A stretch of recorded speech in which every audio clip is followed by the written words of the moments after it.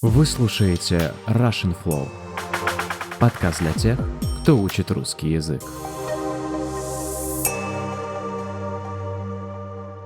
Друзья, всем привет! Как ваше настроение? Надеюсь, что у вас все хорошо. У нас заканчивается зима, за окном становится теплее, и лично мне очень хочется верить в лучшее. Где бы вы сейчас ни находились, просто знайте, что вы не один. Всегда есть наш подкаст, где вы можете хотя бы на 20 минут отключиться от всех проблем и насладиться русским языком. Именно с таким настроением давайте и поговорим об одном очень важном и интересном стереотипе. Как вы могли догадаться из названия, сегодня мы будем выяснять, правда ли, что славянские девушки, женщины, самые красивые в мире. Как вы могли заметить, перед началом почти каждого подкаста я всегда делаю маленькие оговорки и предупреждения, своего рода дисклеймеры. Так и здесь. Этот выпуск не будет исключением. Я не эксперт по красоте и не собираюсь здесь, в своем подкасте, на полном серьезе обсуждать черты лица, длину волос, особенности фигуры, рост или вес девушек. Как гласит одна очень хорошая русская пословица, на вкус и цвет товарищей нет. Это значит, что у каждого человека свои предпочтения и вкусы, и никто не может сказать, что один вкус лучше другого. Каждый выбирает то, что ему нравится. В этом выпуске я лишь хочу ответить на вопрос, почему такой стереотип сложился и как это произошло. Потому что, наверное, мне не хватит пальцев рук, чтобы посчитать, сколько раз я слышал это мнение, этот стереотип о том, что славянские девушки самые красивые в мире. Причем так считают как на Западе, так и здесь. И если вы готовы к обсуждению, тогда давайте начинать.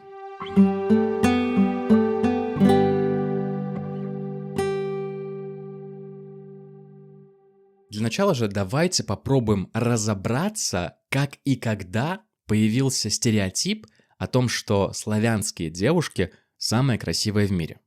И для этого нам понадобится машина времени, чтобы перенестись в далекое-далекое прошлое. Дело в том, что территория Восточной Европы всегда была местом смешения множества культур. Здесь проживало огромное количество народов. Славяне, финно-угры, балты и множество других. И в результате постоянного смешения генов рождались дети с необычными и крайне интересными чертами лица. Пусть сегодня политики убеждают нас в том, что изоляционизм – это правильно, что так, мол, и нужно жить всем по отдельности, где родился, там и пригодился, и все в таком духе. Но уж мы-то, ребят, с вами знаем, что самые прекрасные вещи рождаются именно там, где сталкиваются разные миры, где Восток встречается с Западом и где перемешиваются, казалось бы, самые несочетаемые вещи. И еще одна возможная причина появления такого стереотипа заключается в суровом климате. Суровый климат значит, что погода очень тяжелая и неприятная. Холодная зима, отсутствие солнца, сильный ветер, вот это вот все, от чего мы страдаем здесь примерно по 6 месяцев в году. Но как же это повлияло на внешность, вы меня можете спросить? Да, все очень просто. Чтобы кожа не обветривалась на морозе, наши бабушки и прабабушки веками изобретали натуральные кремы из всех доступных продуктов. Из сметаны, из огурцов, из отваров цветов и трав. В общем, из всего, что попадалось под руку. Как вы можете заметить, зародыши бьюти-индустрии появились задолго до нас. Наши предки были куда изобретательнее и находчивее. Кстати, здесь же можно добавить, что холодный воздух очень хорошо влияет на кожу лица. Не буду углубляться в тонкости, в этой теме я прям мало что понимаю.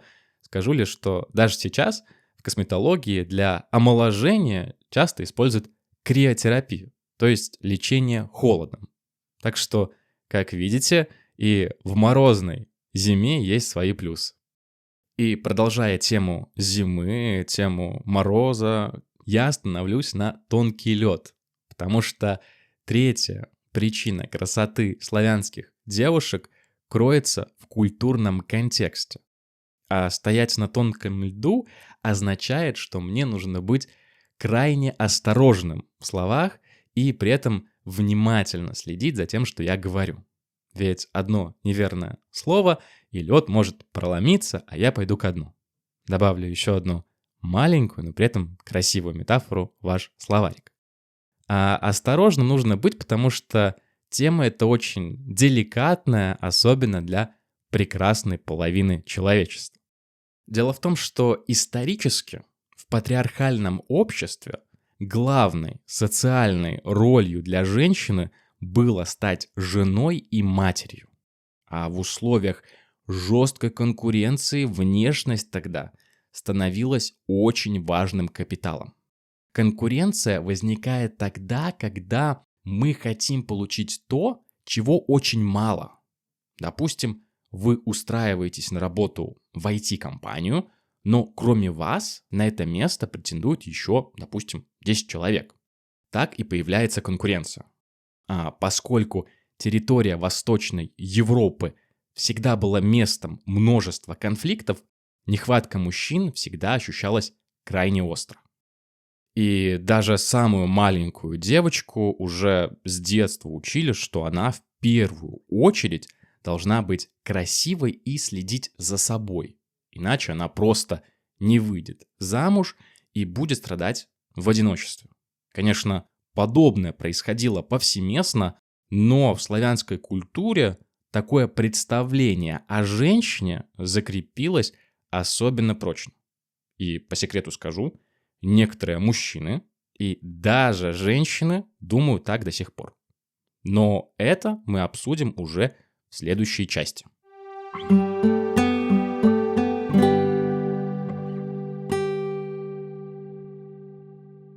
Общаясь с ребятами из разных стран, я часто слышу от них жалобы, что, мол, наши девушки за собой не следят, одеваются как мужчины, не носят макияж и все в таком духе.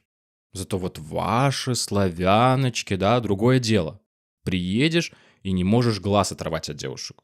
Все такие нарядные, все такие красивые, все такие накрашенные. Вот бы и у нас так. Кстати, когда вы говорите, что не можете оторвать глаз от чего-то, это значит, что вам это очень сильно нравится. Вы испытываете огромнейшее удовольствие, когда смотрите на что-то или, как в нашем случае, на кого-то. И вот иностранцы смотрят на славянских девушек и не могут оторвать глаз. О моем личном отношении к такому мнению мы поговорим чуть позже. Пока же давайте обсудим, почему такое мнение очень популярно. Вся суть в том, что феминизм зародился именно в западном обществе.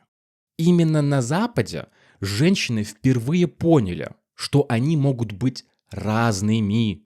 Не обязательно постоянно ходить на каблуках, носить юбки или красить губы. Можно быть любой. У нас же этот процесс очень сильно запаздывал. Даже в Советском Союзе женщина должна была быть скромной, но ухоженной. Сейчас же пусть с опозданием, но волна феминизма докатилась и до нас. Но даже при этом огромное количество людей, особенно мужчин, чего ж греха таить, предъявляет к женщинам нереальные требования. Ты должна стирать, убирать, готовить, делать уроки с детьми и при этом выглядеть как Моника Белуччи. А я буду просто лежать на диване и пить пиво под футбол, ведь я же работал. А то, что женщина тоже работала весь день, их как-то при этом не волнует. В довесок на женщину падает и общественное мнение. Ну как же, ты же женщина, ты же обязана, ты же должна следить за собой. Причем вот этот акцент на слове «должна» звучит так, как будто женщина взяла в кредит деньги в банке, да, и их нужно срочно возвращать. Пусть у тебя миллион других обязанностей, но выйти с грязной головой и в пижаме, чтобы просто выбросить мусор, это почти маленькое преступление. Вот и приезжает Джон Смит и восхищается женщинами, не подозревая о подводных камнях такой красоты. Подводный камень, кстати, это такая маленькая деталь, которая имеет очень важное значение, но не видна с первого взгляда. И здесь этот подводный камень – это тот груз ответственности за свою внешность, который ложится на хрупкие плечи женщин. К счастью, у поколения зумеров, у поколения, родившегося в нулевые годы, совершенно другие взгляды на жизнь, что дает надежду, что такое положение вещей совсем скоро изменится.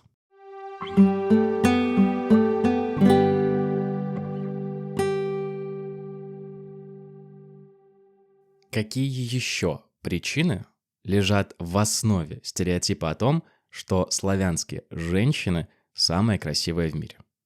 Мы, люди, очень странные существа. Нас редко волнует то, что у нас уже есть. Мы постоянно хотим другого, отличного от того, что мы имеем. А то, что у нас есть, нам быстро становится неинтересным. Это же касается и отношения к внешности. Для человека из Юго-Восточной Азии, Ближнего Востока или Латинской Америки славянский типаж внешности необычный, непривычный, а значит манящий и привлекательный. То, что для нас, казалось бы, обычные черты лица, как светлая кожа, голубые глаза, русые волосы, для людей из других культур будет, как мы говорим, в диковинку, то есть крайне необычным. В свою очередь, мы точно так же можем восхищаться африканской, средиземноморской или восточной красотой, потому что она другая, не такая, как наша. И в этом как раз-таки ничего необычного нет. Я очень не хотел говорить то, что я сейчас скажу, но без этого мы не сможем полностью и до конца избавиться от всех предрассудков и стереотипов по этой теме. Дело в том, что некоторые иностранцы, не самые интеллектуально развитые люди, конечно уж, простите, считают, что славянская женщина очень покладистая. Покладистая значит та, которая терпит, которая любит просто так, которая будет ухаживать за мужчиной как за ребенком и при этом молчать. А еще лучше, если будет при этом еще и улыбаться. Мол, у нас все такие феминистки, а вот славянки, да, настоящие женщины. И под настоящими женщинами имеется в виду тот патриархальный тип, присущий XIX, а то и XVIII веку. И именно для таких людей скажу: господа, если вы меня сейчас слушаете, то раз и навсегда для себя уясните, что это неправда. И это именно тот стереотип, который меня раздражает больше всего. Вы в курсе про этот тренд, который в последнее время набирает обороты, с желанием жениться исключительно на славянке. И вот этот тренд, эта идея, это не что иное, как обыкновенный шовинизм. Такие люди воспринимают женщину просто как рабыню, которая будет исполнять любое желание своего, так сказать, господина. Это восприятие женщины не как личности, а как набор удобных функций. И это плевок в лицо всем тем сильным и независимым женщинам нашего региона, которых, я вас уверяю, абсолютное большинство. Так что закатайте губу, господа фантазеры, и займитесь делом. Простите за, может быть, немножко излишнюю эмоциональность, но это то, о чем просто невозможно молчать. Закатать губу, кстати, означает перестать мечтать о чем-то. Причем это такие мечты, которые вряд ли когда-либо сбудутся. Допустим, у вас есть друг, который мечтает о свидании с Сидни Суини. И вы ему можете сказать: «Да уж, размечтался, закатай губу, дружище». И последнее, о чем бы мне хотелось упомянуть здесь же, это то, что в большинстве случаев иностранцы, если позволите так выразиться, обращают внимание скорее на витрину. Витрина — это такая прозрачная часть магазина, в которой выставляют товары, чтобы покупатели могли их увидеть и выбрать лучший. Например, витрина может быть как в магазине одежды, так и в кондитерской, чтобы покупатель видел идеальный товар и захотел это купить. Почему я здесь говорю про витрину? Да потому что если хорошенько подумать, то вот этот стереотип, о котором мы уже так долго говорим, появился, конечно, не просто так. В каких ситуациях иностранцы могут увидеть славянку?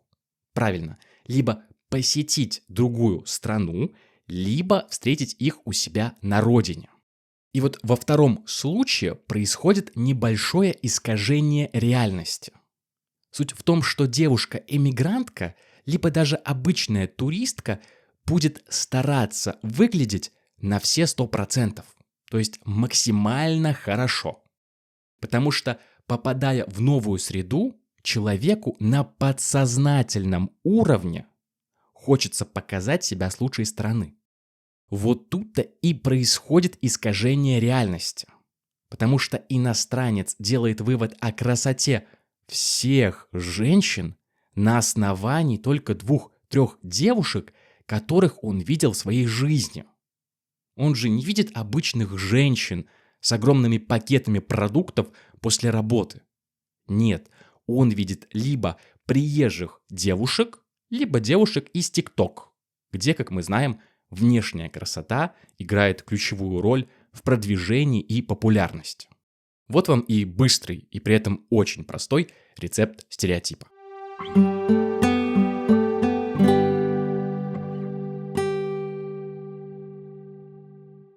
И все-таки, возвращаясь к нашему главному вопросу. Так правда ли, что славянские девушки самые красивые в мире? И мой ответ: самых красивых девушек не бывает. Красота в глазах смотрящего, как говорил Оскар Уайлд. И у этой красоты нет абсолютно никакой географической привязки. Потому что эта красота живет везде. И мы ни в коем случае не должны об этом забывать. А что думаете по этому поводу вы? Как вы считаете, есть ли география у красоты? Пишите об этом в комментариях и не забудьте подписаться. А пока, пользуясь возможностью, хочу поздравить всех женщин с праздником и пожелать вам всего самого хорошего. Именно вы делаете этот мир лучше, ярче и добрее. Уже совсем скоро услышимся. Всем пока, до скорой встречи.